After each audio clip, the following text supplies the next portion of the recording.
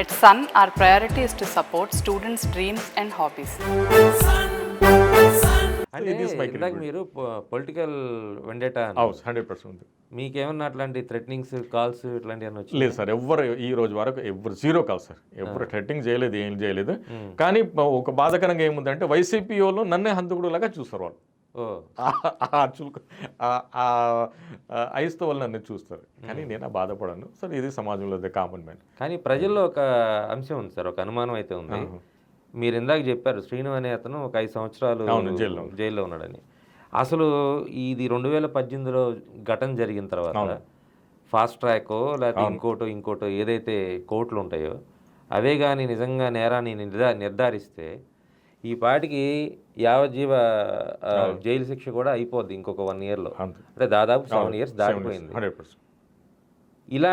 ఇలాంటి 7 సంవత్సరాల నుంచి జరుగుతున్నటువంటి ఒక మాజీ ముఖ్యమంత్రి కేసు, మిగతా కేసులేమో ఇప్పుడు నేను చూసిన ఇక్కడ గుంటూరులో ఒక రమ్య అనే అమ్మాయిని హత్య జరిగితే అది ట్రయల్ అయిపోయింది, జడ్జిమెంట్ వచ్చేసింది, వాడికి శిక్ష కూడా ఖరారు అయిపోయింది. కానీ మాజీ ముఖ్యమంత్రి కేసులో ఎందుకు పట్టడం లేదనేది సార్ ఇక్కడ వీక్నెస్ ఎవరిది ఉంది? సలీం, ఇప్పుడు నేను అమెరికా వెళ్ళాలంటే నా కారు ఇస్తే నేను అమెరికా వెళ్తానా? కారు తీసుకుని అమెరికా వెళ్ళలేరుగా, వెళ్ళలేదు కదా. నాకు సైకిల్ ఇచ్చారు అంటే నేను 1 man ఆర్మీ ఉన్నాను కదా, నాకు ఏం సపోర్ట్ లేదు కదా. నేను సెల్ఫ్ ఫైనాన్స్తో నేను ఈ కేసు చేస్తున్నాను. ఇది వాస్తవం, దిస్ ఈస్ ద రియాలిటీ, అవునా కదా. అక్కడ ఢీకొట్టడానికి సీఎం ఉన్నాడు, సీఎం వ్యవస్థ ఉంది, అన్నీ ఉన్నాయి, వ్యవస్థ ఉంది, సంస్థ ఉంది, అన్నీ ఉన్నాయి, మనం చేస్తున్నాం. కోర్టుకి మనం 2023 కూడా అదే అన్నాం, ఎందుకంటే 2022 వరకు అయితే కరోనా ఉంది. కరోనాలో కూడా అన్నాను, జడ్జ్కి రిక్వెస్ట్ చేశాను, సార్ ఆయన కరోనాలో ఎంతోమంది ఆకాశంగా వెళ్ళిపోయారు, మనం రేపు ఉంటామో లేదో, మీరు ఉంటామో ఆయన ఉంటాడు, కానీ ఒక పుణ్య పని ఆయన చేసి మీరు వదిలేసారంటే కూడా కరోనా కూడా ఆయన బెయిల్ ఇవ్వలేదు. ఈవెన్ నాకు కరోనా ఉంది ఆ రోజు May 5th 6కి నేను వాదించాను, సార్ కరోనాలో నేను ఉంటాను, నాకు కరోనా, ఆ జడ్జ్కి కూడా నేను కన్విన్స్ చేశాను, నాకు కూడా కరోనా ఉంది. అప్పుడు వైజాగ్ వేరెంట్ నడుస్తుంది, అయితే కూడా కోర్టు డినై చేసింది అతని బెయిల్. డినై చేస్తున్న 23లో మనం కోర్టుకి ఒకటే అడిగాం, మీరు ట్రయల్ చేయండి లేకుంటే బెయిల్ ఇవ్వండి అంటే. కానీ కోర్టు బెయిల్ నిరాకరించి ట్రయల్ స్టార్ట్ చేశారు. అదే జగన్మోహన్ రెడ్డి కోర్టుకి రానికి భయపడుతుందని అదే సమాజంలో మెసేజ్ వెళ్ళింది సార్. అంటే జగన్మోహన్ రెడ్డి గారు దీంట్లో కీలకంగా ఆయన ఆరోపిస్తుంది ఏంటంటే అసలు ఎన్ఐఏ ఇచ్చినటువంటి రిపోర్టే సరైనది కాదు, వాళ్ళ దర్యాప్తే సరైనది కాదు అనేది కోర్టులో పిటిషన్ వేశారు. అవును. అంటే ఏం అనుమానాలు వ్యక్తం చేశారు ఆయన? ఎన్ఐఏ దర్యాప్తులో ఆయన వ్యక్తం చేసినటువంటి అనుమానాలు ఏంటి సార్? అనుమానాలు ఏముంది అంటే అసలు హంతకుడు చంద్రబాబు నాయుడు ఉన్నాడు, వాడిని పని మీద పెట్టుకున్నాడు, ఈ క్రిమినల్ కదా, క్రిమినల్ పని మీద పెట్టుకున్నవాడు హర్షవర్ధన్ చౌదరి అని అతను అనుమానం, అంతే. వాడు ఒక సిక్యూర్ ప్లేస్లో నాకు అటాక్ ఎలా చేశాడని అతను ఇది దాని మీద విచారించలేదు, ఏదో మీరు టుస్ చేసి చేశారని తుస్పుస్ చేశారు అనుకుందాం సార్. ఇప్పుడు ఎన్ఐఏ రిపోర్ట్ ఎప్పుడు ఇచ్చింది? 2020లోనే ఛార్జ్ షీట్ దాఖలు చేసి. 20లో కాదు, అది కూడా ఒక పెద్ద కామెడీ ఉంది, అది మీరు చెప్తే నవ్వుతారు. ఎన్ఐఏ తన హిస్టరీలో ఎప్పుడు చేయలేదు. ఎన్ఐఏ హ్యాండ్ ఓవర్ అయింది 1st January 2019కి ఈ కేసు. ఓకే, ఎన్ఐఏ కోర్టుకి ఫైల్ వచ్చింది 7 January 2019.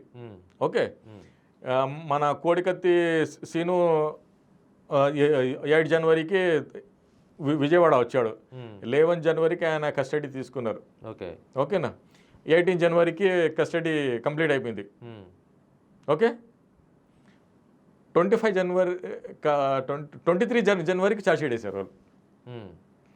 ఇప్పుడు జగన్మోహన్ రెడ్డి అనేది కూడా అదే ఉంది ఒక పాయింట్. అంటే ఒక ఎన్ఐఏ 1st Januaryకి కేసు తీసుకొని 23 daysలోనే ఛార్జ్ షీట్ ఎలా ఫైల్ చేశారు?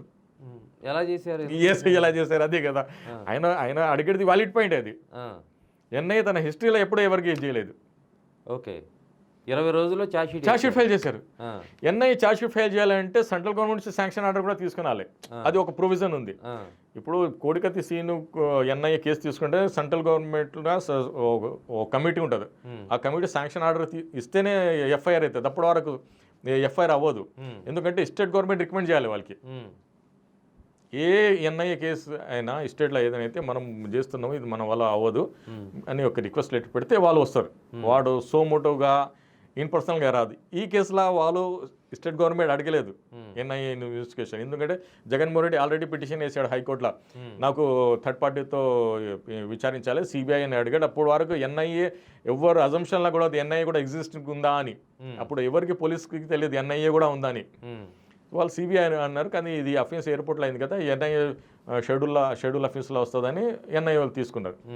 సో అది దాని బ్యాక్గ్రౌండ్ కూడా పెద్ద గూడు పుటానా ఉంది. మన సెకండ్ టైం ఎప్పుడైనా రివీల్ చేసేటప్పుడు చెప్తాను మీకు. సో ఎన్ఐఏ అప్పుడు శాంక్షన్ ఆర్డర్ తీసుకొని 31 డిసెంబర్ శాంక్షన్ ఆర్డర్ తీసుకుని సోమోటోగా ఎన్ఐ యాక్ట్ 6 ప్రకారం ఎఫ్ఐఆర్ చేసేసి, సో ఈ కోడికత్తి సీనుకు 11కి కస్టడీ తీసుకొని, నేను కస్టడీలో నా ప్రిమిస్లానే విచారణ చేశారు. కస్టడీ 18కి క్లోజ్ అయ్యి 23కి వాళ్ళు ఛార్జ్షీట్ చేశారు. అదే సార్, ఇప్పుడు జగన్మోహన్ రెడ్డి గారు అడుగుతున్న వ్యాలిడ్ పాయింట్ అది వ్యాలిడ్ పాయింట్. ఇప్పుడు 15 డేస్ మీరు చెప్తున్న దాని ప్రకారం ఇప్పుడు శ్రీను అనే అతన్ని కస్టడీలో తీసుకుని 11కి 23కి వాళ్ళు ఛార్జ్షీట్ ఫైల్ చేశారు. అదే నేను అంటుంది, దాన్ని మళ్ళీ సీన్ అక్కడికి వెళ్ళాలి, వాళ్ళు మొత్తం కూడా వెరిఫై చేసుకోవాలి. ఇంత ఫాస్ట్గా చేస్తే సహజంగా బాధితుడికి కొంత అనుమానం వస్తుంది కదా. 100% వస్తుంది. మరి దీన్ని ఎట్లా ఏం చేస్తే కరెక్ట్గా ఉంటుంది? దీనిలో ఏముంది, టెక్నికల్ గ్రౌండ్ ఏముంది అంటే ఎన్ఐఏ కేసులో 90 డేస్లో ఛార్జ్షీట్ ఫైల్ చేయలేదు అనుకోండి, సో డిఫాల్ట్ బెయిల్కి అతను ఎలిజిబుల్ అయిపోతుంది. బెయిల్కి 90 డేస్. ఎందుకంటే 23కి వీళ్ళు చేశారు, 25 జనవరి తర్వాత 26 జనవరి లైబిలిటీ ఫర్ డిఫాల్ట్ బిల్. మరి ఇన్ని ఇయర్స్ లోపల నుండి అవసరం లేకుంటే అంటే ఏదో ప్రిలిమినరీ ఛార్జ్ షీట్ ఒకటి వేస్తారు, దాని తర్వాత అది చేస్తారు. సో దాంట్లో వాళ్ళు అది కూడా మెన్షన్ చేశారు, ఇది ఛార్జ్ షీట్ మనం వేసాము, ఫర్దర్ ఏదైనా ఛార్జ్ షీట్ కావాలంటే కూడా మనం 173 క్లాస్ 8 కింద మరి కూడా చేస్తామని. సో వాళ్ళు ఇప్పుడు జగన్మోహన్ రెడ్డి మండపడింది అదే, మీరు ఛార్జ్ షీట్లో ఇలా మెన్షన్ చేశారు, ఫర్దర్గా చేస్తారన్నారు, మరి మీరు ఫర్దర్గా చేయలేదు, మీరు ఈ ఓన్లీ 13 డేస్లో మీరు ఛార్జ్ షీట్ చేశారని వాళ్ళు ఆర్గ్యుమెంట్ చెప్పారు. కానీ ఆర్గ్యుమెంటు మన ఎన్ఐ సైడ్ విన్న తర్వాత, మరి జగన్మోహన్ రెడ్డి లాయర్ ఎవరున్నారో వాళ్ళ సైడ్ విన్న తర్వాత, నా ఆర్గ్యుమెంట్ ఏమి విన్న తర్వాత జగన్మోహన్ రెడ్డి వేసిన పిటిషన్ని కొట్టేసింది. లేదు, వాళ్ళు ప్రాపర్ వేలోనే చేశారు, ఫర్దర్గా ఏం లేదు, సోల్ అక్యూజ్ ఉన్నారు. ఇంకా వాళ్ళు జగన్మోహన్ రెడ్డి అడిగేది ఏమంటే ఒకటే అక్యూజ్ దీన్ని మీరు చేశారు, మరి ఫర్దర్ ఎవరిని యాడ్ చేయలేదు. సో లేదు, మనం వాళ్ళు అన్నారు ఎన్ఐఏ వాళ్ళు, లేదు మనం ఇన్వెస్టిగేట్ చేస్తే ఇతనే ఇన్వాల్వ్మెంట్ ఉంది, వేరెవరు ఇన్వాల్వ్మెంట్ లేదు, అందుకే ఇతనికే మనం అరెస్ట్ చేసి లోపలేసాం, వేరే మీద ఛార్జెస్ చేయలేదని వాళ్ళ వాదన.